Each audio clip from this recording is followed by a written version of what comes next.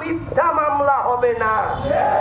আপনার ঘরে আপনি থাকবেন, আওয়ামী লীগের লোকেরা আওয়ামী লীগের ঘরে থাকবে, বিএনপির লোকেরা বিএনপির ঘরে থাকবে। আমাদের দল থেকে শুধু এটা না, চান্দিনাতে অন্য দলের লোকেরাও কেউ একটা মিথ্যা মামলা করার আগে আমাকে জিজ্ঞাসা করতে হবে। আমার অনুমতি ছাড়া চান্দিনাতে কেউ কারো নামে একটা মিথ্যা মামলা করতে পারবে না।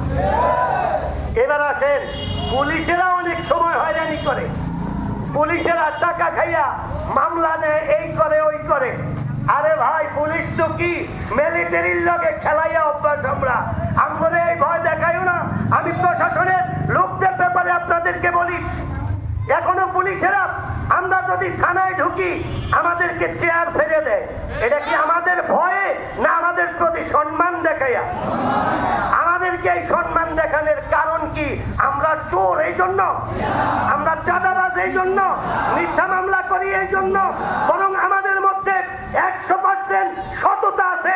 এই সততার প্রতি শ্রদ্ধা দেখাইয়া প্রশাসনের লোকেরা আমাদের সামনে বসতে সাহস করে না। আর আমরা যখন দায়িত্ব নিয়ে আমাদের জায়গায় বসবো তখন তাদের অবস্থা কি হবে? আমার ভাইয়েরা, যদি চান চান্দিনাতে 1 কোটি টাকার কাজ হোক, তাইলে আমাদের ইসলামী দলকে হাত পাখা মার্কাকে ভোট দেন।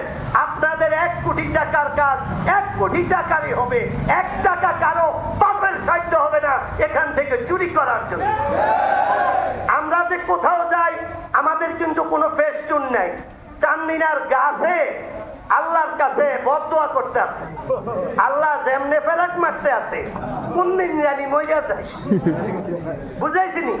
আমার কথা হলো ভাই, আমরা একবার কোরবানির ঈদের আগে ঈদের শুভেচ্ছা জানাইয়া কিছু ফেস্টুন বানাইছি। ওই টাকা কয়েকদিন আগে আমরা চান্দা মান্দা তুললে শেষ করছি। আমার এত মানুষ, এরপরেও মাত্র কয়টা ফেস্টুনের টাকা দিতে আমরা আমাদের লোকদের কাছ থেকে কইয়া দেওয়া লাগে। আর এত দিল দরিয়া লোক চান্দিনাতে এক এক জায়গায় এক এক নেতার নামে শয়ে শয়ে ফেস্টুন করে। ভাইয়েরা, এত দিল দরদি হইল কেমনে? হইল কেমনে জানেন?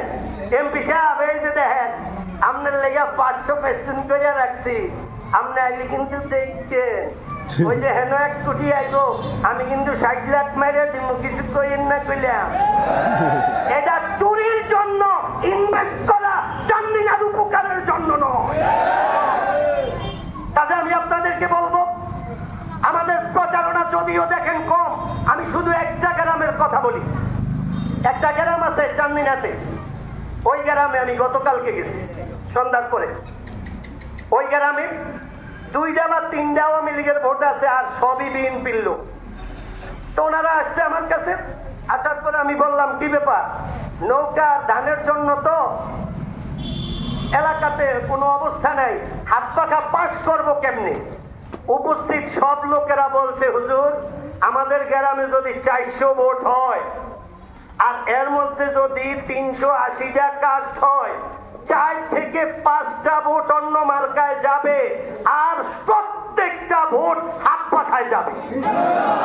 আমি বললাম, তো আমনে করে দেখি এলডিপির মিটিংও আপনাদের ব্যাপারে অভিযোগ আসে, আপনারা নাকি আবার আরেক নেতারও মিটিং এ যান। তো হেডি কয়, হুজুর এডি শুধু গেলেই দেয়, ভোট আমনের লেগে রাখছি আর টাকা তাগতে আমগো লাইয়া রাখছি।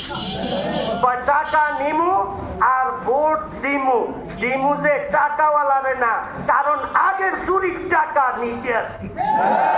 আগে যদি আমাদের রাস্তাঘাট থেকে মাইয়া খাইছে, ওই টাকা উদ্ধার করতে আসি, আর ভোট আপনার জন্য রিজার্ভ রাখছি।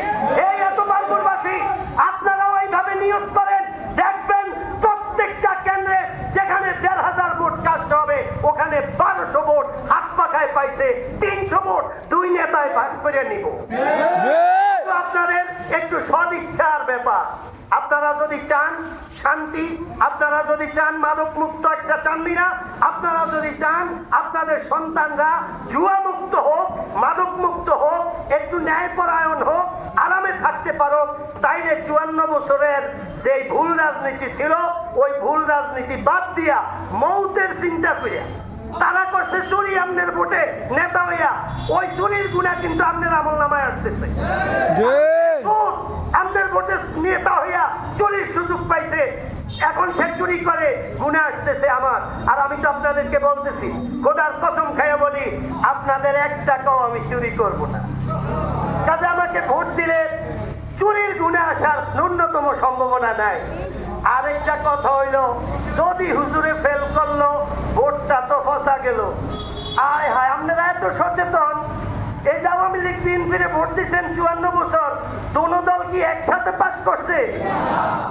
আওয়ামী লীগ পাস করলে বিএনপি ফেল, অথচ হুজুর করে তো দেন না, হুজুররা ফেল করবো মনে করিয়া, তা আওয়ামী লীগ তো ফেল।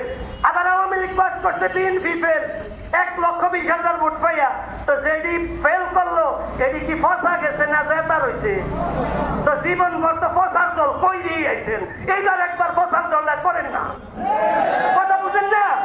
যদি আপনারা বলতে পারেন আপনাদের প্রত্যেকটা ভোট কামে লাগছে,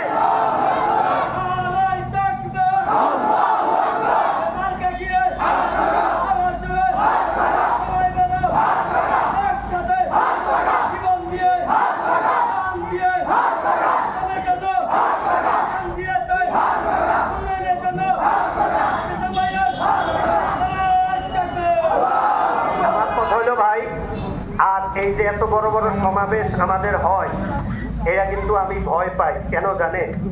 একটা ওয়ার্ডের সমাবেশে যদি এত মানুষ আসে, যখন 9টা ওয়ার্ড একত্রিত হবে কি পরিমাণ মানুষ আসবে, তখন আপনাদের পিছনে তাদের আগে যা টাকা খরচ করার ইচ্ছা ছিল এই টাকার পরিমাণ কয়েক গুণ বেড়ে যাবে। নারায়ণগঞ্জে একবার এরকম ঘটনা ঘটছে, যারা রাজনীতির মধ্যে